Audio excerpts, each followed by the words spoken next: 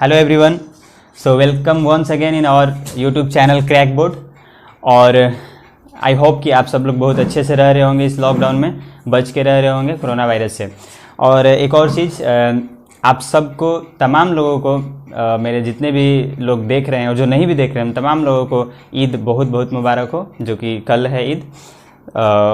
सेवई के साथ साथ एक दूसरे से प्यार बढ़ाइएगा, मोहब्बत बढ़ाइएगा, अच्छे के साथ रहिएगा और भाईचारा को बनाए रखिएगा। और एक वीडियो भी आज मेरा दोस्त अपलोड किया है, तो उसमें उसने बहुत अच्छा गाना भी गाया है, तो आप लोग ज़रूर उस वीडियो को देखें, उसके गाना को भी सुने। थोड़ा सा एक अपने तरफ से वो कोशिश किया है, ठीक है। सो आज हम लोग क्लास 10th का मैथमेटिक्स पढ़ेंगे। 9th का तो चल ही रहा है साइड से, मैंने सोचा कि पैरेलली एक 10th का भी चलाया जाए। तो 10th के सारे बच्चों के लिए बहुत बड़ी खुशखबरी है। मेरे वीडियोज़ को देखें, ज़रूर उनको समझ में आएगा, ज़रूर फ़ायदा होगा, ज़्यादा फ़ायदा होगा। तो सबसे पहले हम बात करते हैं 10th बोर्ड की। 10th एक बोर्ड है, तो पता है 10th में एक अच्छा मार्क्स लाना बहुत ज़रूरी होता है एक बच्चे के कॉन्फिडेंस लेवल को बढ़ाने के लिए। अगर बच्चे का 10th में मार्क्स अच्छा आता है तो उसका जो लेवल होता है, उसका कॉन्फिडेंस होता है ना, वो 11th और 12th में काफ़ी अच्छा होता है। और 10th के मार्क्स से 11th 12th पर काफ़ी इफेक्ट भी पड़ता है उसके स्टडी पे। ज़रूरी नहीं है कि मार्क्स अच्छा आना आपके 11th और 12th को अच्छा बनाता है, बट थोड़ा बहुत ज़रूर हेल्प करता है। तो अच्छे से 10th को पढ़िए, सारा कुछ मैं पढ़ाऊँगा यहाँ पे, और उम्मीद करता हूँ कि आप अच्छे मार्क्स भी लाएंगे। तो सबसे पहले हम सिलेबस की बात कर लें। एज यूजुअल, जैसा कि आप लोग जानते ही हैं कि मेरा यही स्टाइल है पढ़ाने का, तो पहले सिलेबस ज़रूर डिस्कस करता हूँ। मुझे मानना है कि सिलेबस पता होना चाहिए। कोई भी चीज़ पढ़ रहे हैं ना, तो पता होना चाहिए कि क्या पढ़ रहे हैं और कहाँ से मेरा कितना मार्क्स का क्या आने वाला है, किस टॉपिक को मुझे ज़्यादा पढ़ना है, किस टॉपिक को मुझे कम पढ़ना है, ये सब जानना होगा। तो सबसे पहले अगर हम सिलेबस की बात करें तो वेटेज की बात करते हैं कि किस चैप्टर का कितना वेटेज है। तो हम पूरे 10th को यूनिट में डिवाइड कर सकते हैं, पूरे 10th के मैथमेटिक्स सिलेबस को। जो यूनिट है, नेम है, कितने मार्क्स आते हैं, वो देखेंगे हम लोग, ठीक है। तो सबसे पहले यूनिट 1 की अगर हम बात करें तो यूनिट 1 में हम लोगों को पढ़ना है number system, that is real number, ठीक है, नंबर सिस्टम। और नंबर सिस्टम जो है 6 मार्क्स का आता है, ठीक है। ये उसके बाद जो सेकंड यूनिट है हमारा जो पढ़ना है वो है अलजेब्रा। अलजेब्रा में 2-3 चैप्टर, ये भी हम लोग देखेंगे। तो अलजेब्रा जो है ये काफ़ी इंपॉर्टेंट है, ठीक है।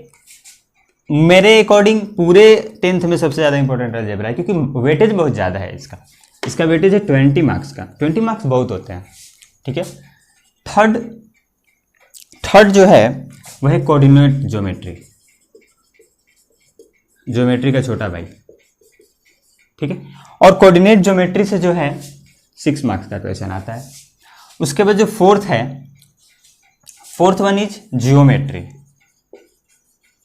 अलजेब्रा के बाद या अलजेब्रा के साथ साथ ज्योमेट्री भी काफ़ी अच्छा इंपॉर्टेंट रोल प्ले करता है आपके प्रिपरेशन में, और ज़्यादा वेटेज भी है इसका। तो ज्योमेट्री का वेटेज जो है वो है 15 मार्क्स का, ठीक है।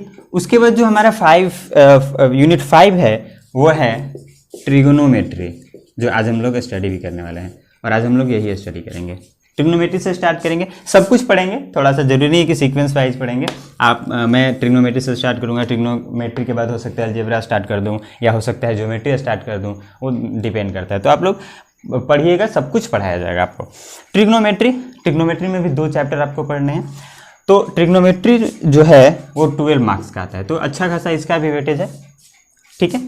उसके बाद जो 6 यूनिट है, यूनिट 6, उसमें आपको पढ़ना है मेंसुरेशन।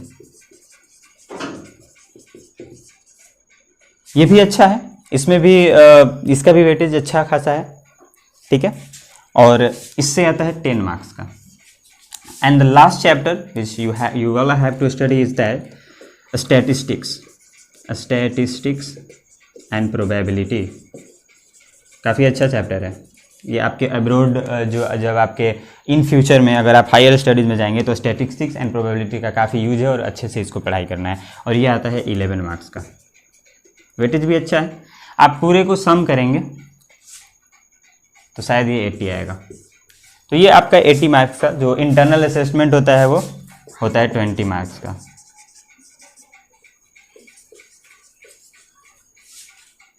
शायद ये दिख नहीं रहा है तो मैं आपको यहाँ पे लिख देता हूँ। जो इंटरनल असेसमेंट होता है वो होता है 20 मार्क्स का। तो 20 मार्क्स वो और 80 मार्क्स यहाँ पे, तो आपका टोटल 100 मार्क्स का पेपर होता है। तो टोटल मार्क्स आपका जो थ्योरी होता है 80 मार्क्स का, और जो टाइम लिमिट होता है वो 3 आवर होता है। तो इस तरीके से ही आपका ये पूरा सिलेबस कवर हो रहा है। इसमें आपको पूरा मैंने बता दिया कि किस चैप्टर से कितने मार्क्स आने वाले हैं। और आज जो हम लोग स्टडी करेंगे वो स्टडी करेंगे ट्रिग्नोमेट्री, ठीक है। तो आगे बढ़ते हैं। और मैं आपको ये भी बता दूं कि नंबर सिस्टम में आपको रियल नंबर्स पढ़ने हैं, बहुत सारे यूक्लिड डिवीजन, लेमा वगैरह पढ़ना है। अलजेब्रा में आपको 3 चैप्टर पढ़ना है। एक तो है आपका पोलिनोमियल्स पढ़ना है। पोलिनोमियल्स के बाद लिखा देता हूँ, एक पोलिनोमियल्स है। पोलिनोमियल्स के बाद लीनियर इक्वेशन इन 2 वेरिएबल है, ठीक है। एक और चैप्टर है एपी, जिसको हम लोग अरिथमेटिक प्रोग्रेशन भी बोलते हैं, ठीक है। और एक और चैप्टर है इसमें, वो है क्वाड्रेटिक। तो 4 चैप्टर है, तो काफ़ी इंपॉर्टेंट है ये। क्वाड्रेटिक इक्वेशन भी आता है, ठीक है। कोऑर्डिनेट ज्योमेट्री में सिर्फ कोऑर्डिनेट ज्योमेट्री है, ठीक। ज्योमेट्री में आपको ट्रायंगल्स पढ़ना है, बेसिकली सर्कल्स पढ़ना है, और इसमें आपको कंस्ट्रक्शन पढ़ना है,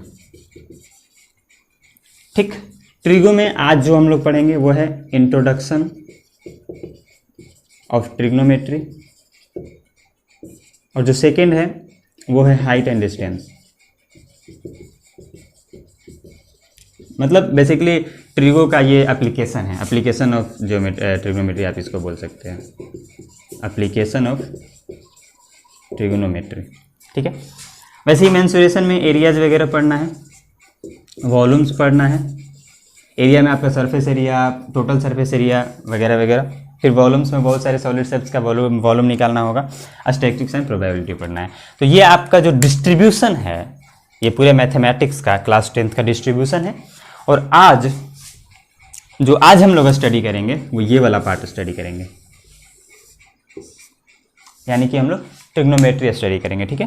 तो चलिए बिना टाइम को वेस्ट करते हुए हम लोग ट्रिग्नोमेट्री स्टार्ट करते हैं। ये जो आप लोग थोड़ा सा अपने कॉपी पे पहले ये सब पूरा लिखिएगा, ताकि आपको पता रहना चाहिए कि किससे कितना मार्क्स का क्वेश्चन आने वाला है, क्या पढ़ना है क्या नहीं पढ़ना है, ठीक है। तो हम लोग स्टार्ट करते हैं trigonometry.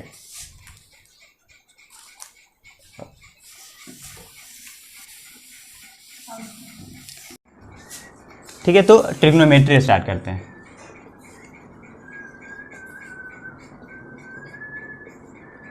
CBSE students, Bihar board students, ICSE students, सब लोग देखेंगे, सबके लिए ये बेनिफिशियल होगा, ठीक है।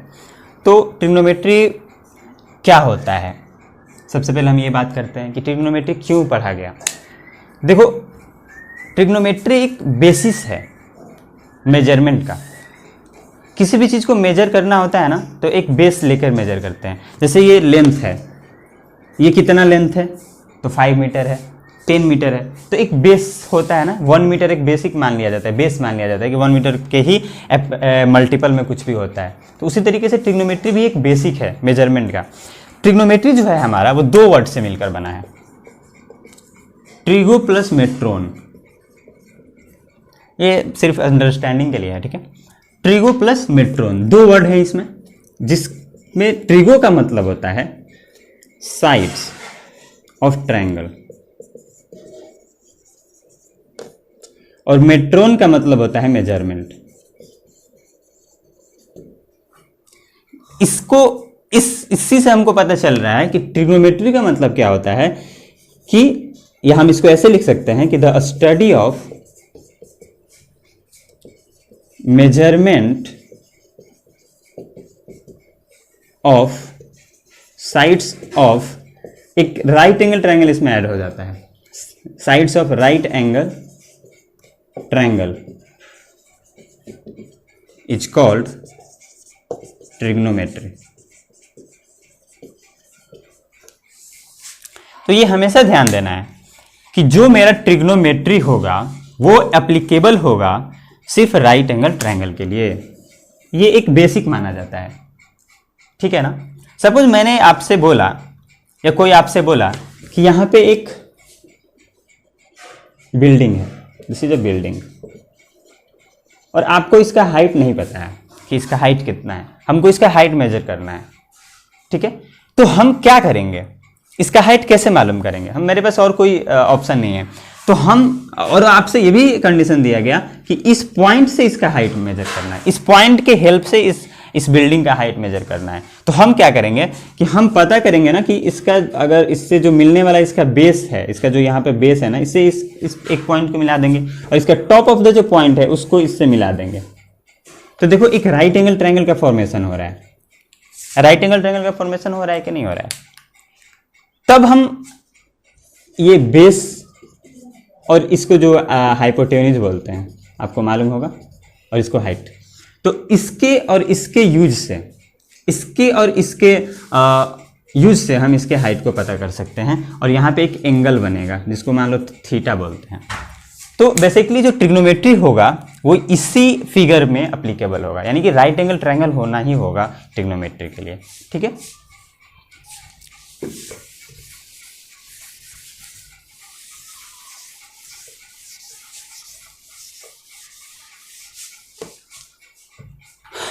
चलो अब हम लोग पहले एक राइट एंगल ट्रायंगल लेते हैं। राइट एंगल ट्रायंगल लेते हैं, थोड़ा ठीक से नहीं दिख रहा,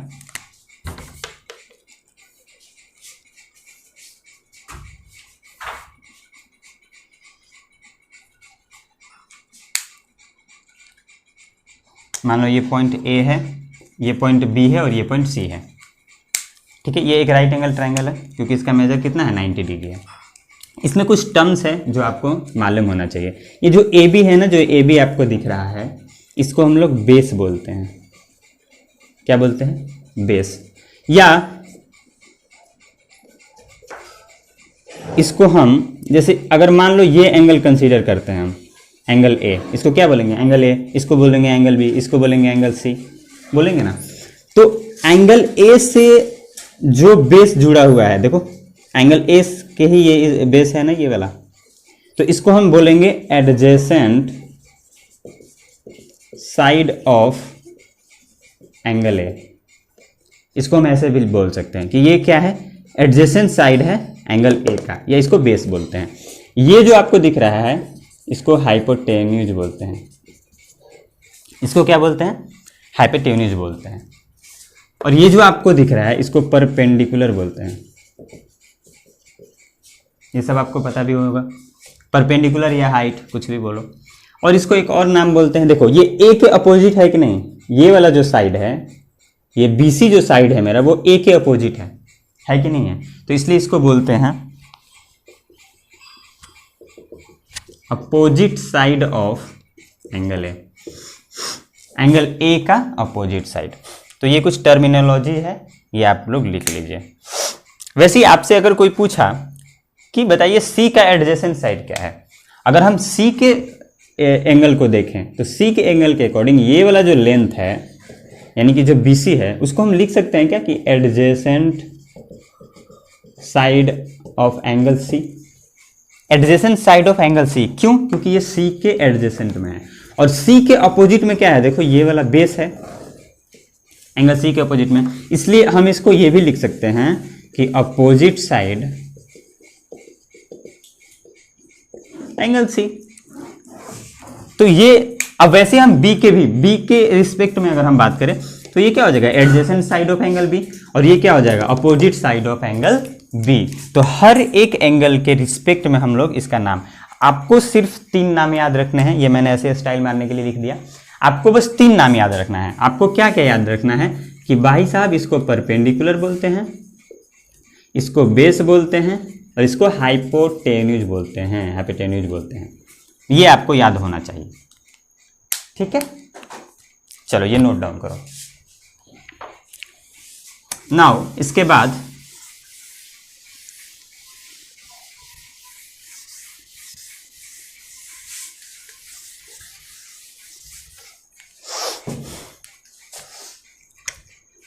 हम बात करते हैं ट्रिग्नोमेट्रिक आइडेंटिटीज का, या उसके पहले हम बता दें ट्रिगोनोमेट्रिक रेशियोज का। देखो सारा जो खेल है ना वो राइट एंगल ट्रायंगल का है। राइट एंगल ट्रायंगल के ही साइड को इधर से उधर, उसके रेशियो को इधर से उधर करेंगे तो बहुत सारे ट्रिग्नोमेट्रिक रेशियोज मिलेंगे। दुनिया में जो बेसिक ट्रिग्नोमेट्रिक रेशियोज है ना वो 6 है, जो आपको याद भी रखने हैं। 6 है। इस पूरे 6 के ही बेसिस पे पूरा ट्रिग्नोमेट्री का पिलर खड़ा हुआ है। पूरा जो हम लोग ट्रिग्नोमेट्रिक पढ़ेंगे हायर क्लासेस में, जब में भी अगर हम लोग पढ़ेंगे तो उन सब का जो बेसिक है वो यही 6 ट्रिग्नोमेट्रिक रेशियोज हैं, जिसमें पहला है जिसको बोलते हैं साइन थीटा। आप साइन थीटा भी सुनेंगे, या ये साइन है और यहाँ पे जो आता है ना ये थीटा, वो एंगल होता है। जैसे मान लो if I considered a triangle, right angle triangle ABC, this is right angle triangle ABC. अगर हम इस राइट एंगल ट्राइंगल एबीसी को कंसीडर करें और बोलें कि आप इसका साइन निकालो, तो आपसे पूछना पड़ेगा, आपसे पूछा जाएगा कि किस एंगल के रिस्पेक्ट में आप साइन पूछ रहे हो, किस एंगल के रिस्पेक्ट में। तो मैं बोलूंगा कि ए के रिस्पेक्ट में। अभी हम सारा आइडेंटिटी ए के रिस्पेक्ट में निकाल रहे हैं। ए के रिस्पेक्ट में साइन, तो क्या लिखेंगे साइन ए। ए के रिस्पेक्ट में हम निकाल रहे हैं तो क्या लिखेंगे साइन ए। तो साइन ए का जो वैल्यू होता है, जो साइन ए का वैल्यू होगा, साइन ए क्या होगा आप ये समझिए कि साइन ए जो होगा वो होता है perpendicular divided by hypotenuse. Perpendicular क्या है, बीसी है, ये वाला साइड परपेंडिकुलर कहलाता है, ये परपेंडिकुलर होता है, ये बेस होता है, ये हाइपोटेन्यूज होता है। तो बीसी है जो मेरा परपेंडिकुलर है, डिवाइडेड बाई हाइपोटेन्यूज। हाइपोटेन्यूज क्या है, एसी। तो साइन ए क्या होगा, बीसी बाई एसी। हम इसको एक और तरीके से लिख सकते हैं, एक और तरीका है इसको लिखने का कि हम ये लिखेंगे कि side opposite to angle A. देखो ए के अपोजिट में है कि नहीं side, divided by divided by hypotenuse. ऐसे लिख सकते हैं कि नहीं, या इसको हम ऐसे भी लिख सकते हैं कि परपेंडिकुलर डिवाइडेड बाई हाइपोटेन्यूज, या हम इसको P बाई एच भी लिख सकते हैं। आपको जो कंफर्टेबल लगे याद रखने में, जैसे आपको याद हो, बेसिकली ये दोनों आपको हमेशा याद रखना होगा। आपको ये याद रखना होगा कि साइन थीटा जो होता है, यानी कि साइन ए जो होता है, वो परपेंडिकुलर डिवाइडेड बाई हाइपोटेन्यूज होता है। ठीक उसी तरीके से साइन के बाद अगर हम बात करें तो साइन के बाद क्या आता है, कॉस आता है, जो मेरा दूसरा आइडेंटिटीज है। तो मेरा दूसरा आइडेंटिटी क्या है, मेरा दूसरा आइडेंटिटी है कॉस, जिसको हम कोसेंट भी बोलते हैं, कोसेंट।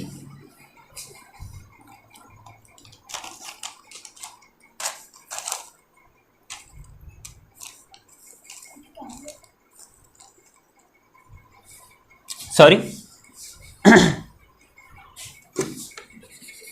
हाँ, जो मेरा दूसरा आएगा, मेरा जो दूसरा आएगा वो आएगा कोसाइन, जिसको शॉर्ट में कॉस भी बोलते हैं। तो ए का हम बात कर रहे हैं तो यहाँ पे कॉस ए या कोसाइन है। इन दोनों का वैल्यू सेम होता है, दोनों का मतलब भी सेम होता है। इसमें क्या होता है, इसमें बेस लिया जाता है। इसमें क्या लिया जाएगा, बेस लिया जाएगा। तो बेस मेरा क्या है, ए बी है, डिवाइडेड बाई हाइपोटेन्यूज। तो हाइपोटेन्यूज क्या है, ए सी है। ठीक है, तो हम क्या लिख सकते हैं कि cos A equals to base, base यानी कि A B divided by A C. Short में इसका फुल फॉर्म होता है कोसाइन। ठीक ठीक है। उसके बाद जो मेरा थर्ड आइडेंटिटी होता है, थर्ड आइडेंटिटी क्या होता है, टैन थीटा। टैन थीटा सुने होंगे, जिसको हम फुल में अगर बात करें, इसका फुल नेम होता है टेंजेंट। क्या होता है, टेंजेंट। तो इसको क्या लिखेंगे, टेंजेंट ऑफ ए, या इसको हम शॉर्ट में लिख सकते हैं टैन ए। शॉर्ट में क्या लिख सकते हैं, टैन ए। तो टैन ए किसका रेशियो होता है, टैन ए होता है दिस डिवाइडेड बाई दिस, यानी कि टैन ए होता है बी सी यानी कि हाइपोटेन्यूज डिवाइडेड बाई बेस यानी कि ए बी। तो हम इसको लिख सकते हैं कि टैन ए बराबर BC बाई AB या परपेंडिकुलर बाई बेस। ठीक है, तो ये होता है tan का। इसके बाद हम बात करते हैं 4 नंबर की। 4 नंबर जो मेरा आइडेंटिटी है, 4 नंबर है कोसेकेंट। ठीक है, जिसको हम शॉर्ट में कोसेक भी बोलते हैं। शॉर्ट में क्या बोलते हैं? कोसेक। तो ए का निकाल रहे हैं तो ए का लिखेंगे, this will be equals to क्या होगा? अब देखो, इन आइडेंटिटीज को रेसिप्रोकल भी बोलते हैं, रेसिप्रोकल रेशियोज या रेसिप्रोकल आइडेंटिटीज। क्यों? क्योंकि ये हर आइडेंटिटी का रेसिप्रोकल होता है। जैसे मैंने साइन का पढ़ा, तो ये जो कोसेकेंट होता है ना, ये साइन का रेसिप्रोकल होता है, यानी कि 1/sin। 1/sin ए को बोलेंगे कोसेक या कोसेकेंट ए। यानी कि अब देखो, इसको और फर्दर इलिस्ट्रेट करो। साइन ए क्या पढ़े थे हम लोग? साइन ए हम लोगों ने पढ़ा था कि परपेंडिकुलर डिवाइडेड बाई हाइपोटेन्यूज, यानी कि पढ़ा था कि BC डिवाइडेड बाई AC। अब ये इसको ऊपर 1 into 4 करोगे तो ये AC ऊपर चला जाएगा, तो हो जाएगा AC बाई BC। तो ये किसका हो गया? कोसेक ए का, जिसको हम AC को क्या बोलेंगे? AC को हाइपोटेन्यूज बोलेंगे और BC को परपेंडिकुलर बोलेंगे। तो ये हो गया कोसेक। ठीक है, इसके बाद कोसेक के बाद आता है सेकेंट। सेकेंट ऑफ ए, हाँ ओके, सेकेंट। सेकेंट या इसको हम सेक भी बोलते हैं। तो ये किसका रेसिप्रोकल होगा? ये रेसिप्रोकल होगा कॉस का। जो मेरा कॉस था ना, दूसरा आइडेंटिटी, उसका रेसिप्रोकल क्या होगा? सेक होगा। तो अब देखो, कॉस को हम क्या लिखते थे? कॉस को बेस अपन हाइपोटेन्यूज लिखते थे। बेस मेरा क्या था? AB था, और हाइपोटेन्यूज मेरा क्या है? AC है। फिर इसको ऊपर ले जाओगे तो ये कितना हो जाएगा? AC by AB। तो AC बाई AB क्या होगा? सेक A होगा। तो AC क्या है? AC मेरा हाइपोटेन्यूज है, और AB क्या है? AB बेस है। तो ये हो गया सेक A। ये मेरा 5th है। अब last but not the least, जो मेरा लास्ट आइडेंटिटी है, जो रेशियो है, कोटेंजेंट। जो 6 नंबर है वो है कोटेंजेंट, या इसको हम बोलेंगे कॉट ए, कोटेंजेंट ए या कॉट ए। ठीक है, ये जो होता है रेसिप्रोकल होता है tan थीटा का, यानी कि tan ए, यानी कि 1/tan ए कॉट ए हो जाएगा। तो अब देखो, 1/tan क्या था? tan था परपेंडिकुलर बाई बेस, यानी कि BC बाई AB। तो AB ऊपर चला जाएगा तो AB बाई BC हो जाएगा। यही होगा मेरा कॉट ए।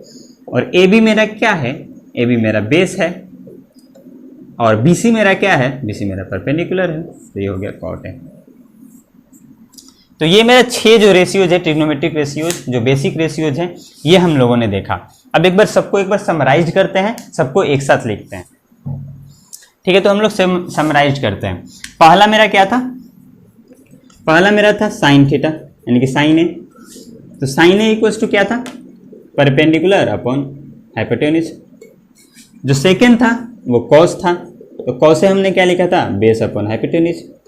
उसमें परपेंडिकुलर आता है साइन में, और कॉस में क्या आता है? बेस आता है। थर्ड मेरा tan था, तो tan है, तो tan है क्या हो जाता था? Perpendicular upon base. अब देखो फोर्थ नंबर साइन का अपोजिट होगा। साइन का अपोजिट क्या कहलाएगा? कोसेक कहलाएगा। साइन का अपोजिट कोसेक कहलाएगा। तो कोसेक को हम क्या लिख सकते हैं? 1/sin है। तो 1/sin है कहने का मतलब क्या है कि इसको ऊपर कर दो और इसको नीचे कर दो, यानी कि हाइपोटेन्यूज बाई परपेंडिकुलर। ठीक है, फिफ्थ नंबर जो होगा वो कॉस का अपोजिट होगा। कॉस का अपोजिट को हम बोलेंगे सेक। तो सेक ए इज इक्वल्स टू 1/cos ए। ठीक है, तो 1/cos ए, यानी कि इसको ऊपर कर दो, इसको नीचे कर दो, यानी कि हाइपोटेन्यूज बाई बेस हो जाएगा। और जो 6 नंबर है 6 नंबर होगा tan का अपोजिट, तो tan का अपोजिट cot हो जाएगा, इनकी 1/tan है। तो ये क्या है, p/b है ना, तो ये हो जाएगा b/p। तो ये जो आपका 6 ट्रिग्नोमेट्रिक रेशियोज हैं, ये बेसिक है, ये पूरे ट्रिग्नोमेट्री का बेसिक है। ये आपको 6 जो ट्रिग्नोमेट्रिक रेशियो है, ये आपको जुबान पे याद होना चाहिए, कुछ नहीं है याद करने में आप। और अगर याद नहीं होता है तो घबराने की बात नहीं है, आप जैसे जैसे क्वेश्चन को सॉल्व करोगे, जैसे जैसे क्वेश्चन को सॉल्व करोगे, वैसी वैसी आपको ये सारी चीजें खुद ब खुद याद होने लगेंगी, याद करने की जरूरत भी नहीं है। पर फिर भी एक बार आप याद कर लेना, 6 का 6 याद कर लेना। इसके बाद इतना करने के बाद अब हम लोग ट्रिग्नोमेट्रिक आइडेंटिटीज देख, ठीक है। तो इतना तक आप लोगों को समझ में आया होगा। अब मैं एक चीज़ और आपको बता देता हूँ, ये ट्रिक नहीं है, बेसिकली ये सिर्फ एक आपको याद रखने का एक तरीका है। अगर पसंद आए तो इसको करना, नहीं तो आपको जैसे जैसे आप क्वेश्चन सॉल्व करोगे ना, वैसे वैसे आपको समझ में आने लगेगा। ये देखो SCT PBP HHB, आप इसको जिस तरीके से याद करना होगा याद कर लेना। देखो साइन थीटा P/h होता है, परपेंडिकुलर बाई हाइपोटेन्यूज, ठीक है। Cos theta base by hypotenuse होता है, और tan theta perpendicular by base होता है। और अगर इसका अपोजिट कर दोगे तो साइन का अपोजिट क्या होता है, साइन का अपोजिट कोसेक होता है, और कॉस का अपोजिट क्या होता है, सेक होता है, और tan का अपोजिट क्या होता है, कॉट होता है। तो ऐसे भी याद कर सकते हो। तो ऊपर से नीचे आएंगे तो ये हो जाएगा, ये होगा, ये होगा, और नीचे से ऊपर जाएंगे तो दिस बाई दिस, इसको अपोजिट कर लोगे, ठीक है। ऐसे हो याद रखने के लिए।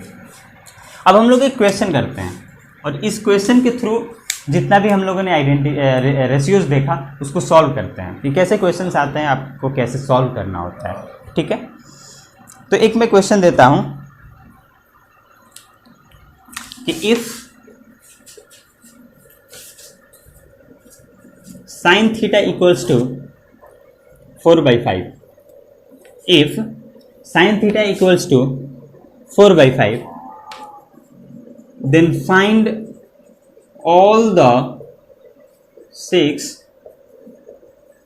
trigonometric ratios, या ऐसे करो find all the trigonometric ratios, जितने भी ट्रिग्नोमेट्रिक रेशियोज है ना, सबका क्या करो, फाइंड आउट करो ट्रिग्नोमेट्रिक रेशियोज का वैल्यू क्या होगा। और आपको एक दिया हुआ है, साइन थीटा का वैल्यू दिया हुआ है।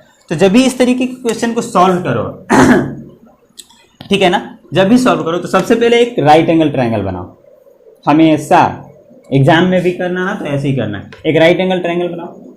राइट एंगल ट्रायंगल बना लिए, उसके बाद राइट एंगल ट्रायंगल बनाने के बाद इसको थीटा मान लो कि यही मेरा वो एंगल है जिसके अकॉर्डिंग, जिसके रिस्पेक्ट में हमको सारे आइडेंटिटीज बताना है, जिसके रिस्पेक्ट में हमको सारा रेशियोज बताना है, ठीक है।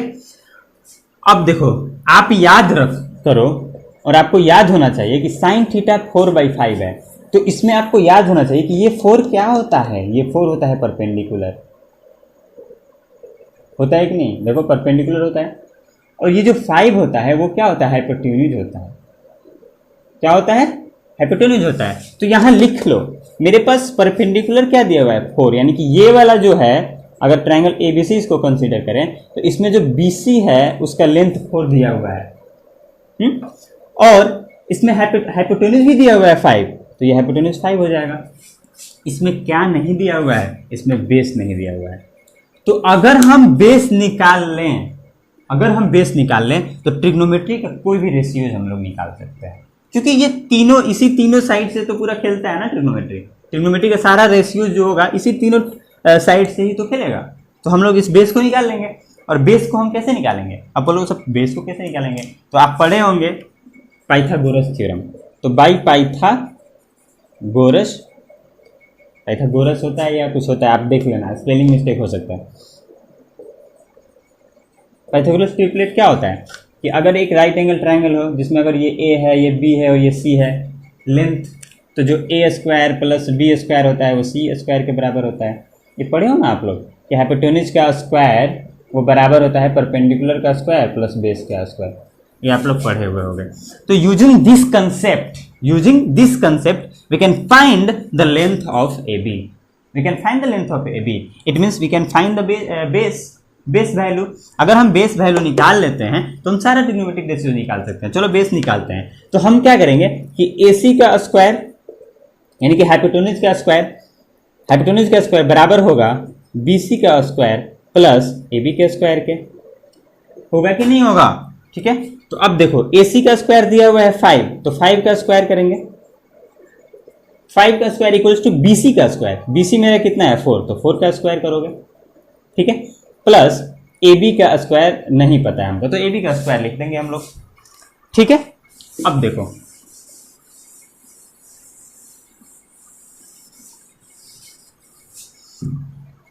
अब क्या होगा कि ये 5 का स्क्वायर कितना हो जाएगा 25 इक्वल्स टू 4 का स्क्वायर कितना हो जाएगा 16, ठीक है, प्लस ये AB का स्क्वायर, तो यहाँ लिखोगे AB का स्क्वायर, देखो 16 को इधर लाओगे तो 25 माइनस 16 हो जाएगा इक्वल्स टू AB का स्क्वायर, 25 माइनस 16 कितना होगा 9 होगा, ठीक है, तो 9 इक्वल्स टू AB का स्क्वायर, तो जब AB का स्क्वायर को इधर करोगे तो ये रूट में चला जाएगा, तो रूट 9 इक्वल्स टू AB हो जाएगा, तो AB कितना हो जाएगा AB इक्वल्स टू 3, AB का वैल्यू कितना आया 3 आया AB का वैल्यू, तो हम लोग बोल सकते हैं कि AB कितना आया 3 आया, तो ये लिख लो। आपको ठीक इसी तरीके से सॉल्व करना है, ठीक है, एग्जाम में भी मैं मिटा देता हूँ, आप लोग नोट डाउन करते रहना।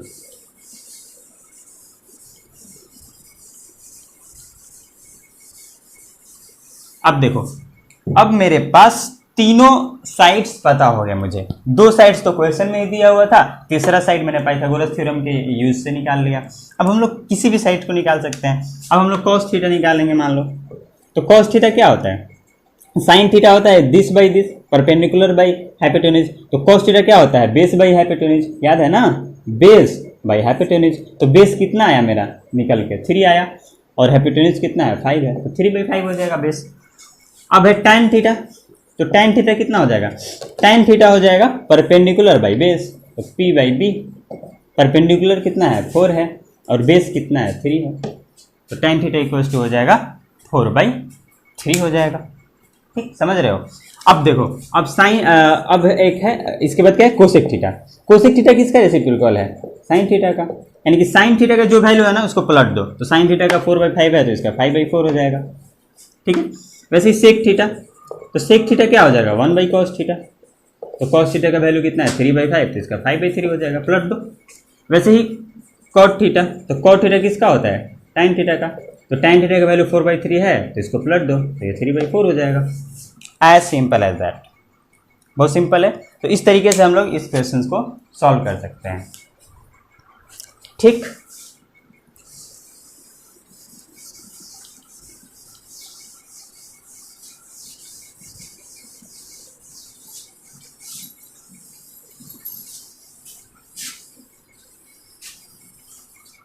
नाउ अब हम लोग एक और क्वेश्चन करते हैं कि सपोज अगर मेरे पास दिया है कि इफ tan थीटा, चलो क्वेश्चन क्रिएट बना लेते हैं कि if tan theta equals to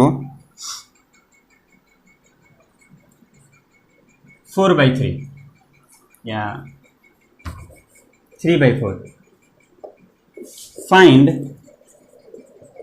sign square theta plus cos square theta. आपको tan थीटा दिया हुआ है और आपको इस टर्म का वैल्यू फाइंड आउट करना है, तो कैसे फाइंड आउट करेंगे, देखो फिर जब भी ट्रिग्नोमेट्रिक रेशियो दिया हो ना तो हमेशा एक ट्रायंगल ड्रॉ कर लेना है, राइट एंगल ट्रायंगल, आंख बंद करो और राइट एंगल ट्रायंगल ड्रॉ करो, तो हमेशा सॉल्व करते टाइम आपको एक राइट एंगल ट्रायंगल ड्रॉ करना है। राइट एंगल ट्रायंगल ड्रॉ कर लिए और जो दिया हुआ है उसको यहाँ पे लिख देना है, ये मेरा थीटा है, tan थीटा 3/4 दिया है, तो आपको मालूम होना चाहिए कि tan थीटा जो होता है tan थीटा P/B होता है, देखो यहाँ भी है tan थीटा P/B, तो tan थीटा P/B होता है, P बोले तो ये और B बोले तो ये, ठीक है। P कितना दिया हुआ है 3 और B कितना दिया हुआ है 4, तो यानी कि P 3 दिया हुआ है B 4 दिया हुआ है। अब हमको क्या फाइंड आउट करना है, हाइपोटेन्यूज फाइंड आउट करना है, तो हाइपोटेन्यूज का स्क्वायर इक्वल्स टू बेस का स्क्वायर प्लस परपेंडिकुलर का स्क्वायर, ये फॉर्मूला होता है, ये फॉर्मूला फिर से हम लोग अप्लाई करेंगे, तो हाइपोटेन्यूज का स्क्वायर इक्वल्स टू क्या हो जाएगा बेस का स्क्वायर यानी कि 4 का स्क्वायर, परपेंडिकुलर का स्क्वायर यानी कि 3 का स्क्वायर, तो ये कितना हो जाएगा 16 + 9 यानी कि ये हो जाएगा 25, तो जब h निकालेंगे तो √25 आएगा यानी कि 5 आ जाएगा, तो मेरा हाइपोटेन्यूज कितना आ गया 5 आ गया। तो देखो तीनों हमको साइड पता चल गया कि नहीं पता चल गया, पता चल गया, तो यही काम आपको करना है हमेशा। अब हमको निकालना क्या है sign square theta plus cos square theta, solve करो इसको। अब आपको याद होना चाहिए कि साइन थीटा क्या होता है भाई, तो साइन थीटा होता है perpendicular by hypotenuse. Cos theta क्या होता है भाई, तो कॉस थीटा होता है बेस अपॉन हाइपोटेन्यूज। तो इसको लिखेंगे तो ये परपेंडिकुलर बाई हाइपोटेन्यूज का स्क्वायर है प्लस ये बेस अपॉन हाइपोटेन्यूज का स्क्वायर है कि नहीं है, दैट इज इक्वल्स टू, अब देखो परपेंडिकुलर p कितना है 3 है डिवाइडेड बाई हाइपोटेन्यूज कितना है 4 है, तो 3/4 का स्क्वायर प्लस बेस कितना है, बेस मेरा 4 है और हाइपोटेन्यूज कितना है 5 है, सॉरी यहाँ 4 नहीं 5 है, तो 4/5 का स्क्वायर कर देंगे। ठीक है, अब सॉल्व करो, 3 का स्क्वायर 9 और डिवाइडेड बाई 5 का स्क्वायर तो 25 प्लस 4 का स्क्वायर 16 डिवाइडेड बाई 5 का स्क्वायर 25। एलसीएम निकालोगे तो यहाँ 25 होगा, इसका 25, तो ऊपर वही हो जाएगा 9 + 16, तो ऊपर भी 25 और नीचे भी 25, तो आंसर कितना आया 1। तो इसका आंसर कितना होगा, आंसर इज 1। तो ये एक आइडेंटिटी भी है, हम लोग आगे पढ़ेंगे भी। देखो तो इस तरीके से हम लोग क्वेश्चंस को सॉल्व करेंगे। ठीक है, इसके बाद आपको कॉन्सेप्ट पता चल गया। अब हम लोग थोड़ा आगे चलते हैं, थोड़ा आगे बढ़ते हैं। ये सब तो बेसिक है, काफ़ी आसान है, आपको अच्छे से समझ में भी आ रहा होगा। इसके बाद चलो आज के लिए बस इतना ही। आगे हम लोग नेक्स्ट वीडियो में बात करेंगे ट्रिग्नोमेट्रिक आइडेंटिटीज़ का, बहुत सारे और भी टर्म्स जितने भी ट्रिग्नोमेट्री के जो है क्वेश्चन, बहुत सारे क्वेश्चंस भी करेंगे। तो आज के लिए इतना ही। Thank you so much and once again Eid मुबारक सबको। Thank you.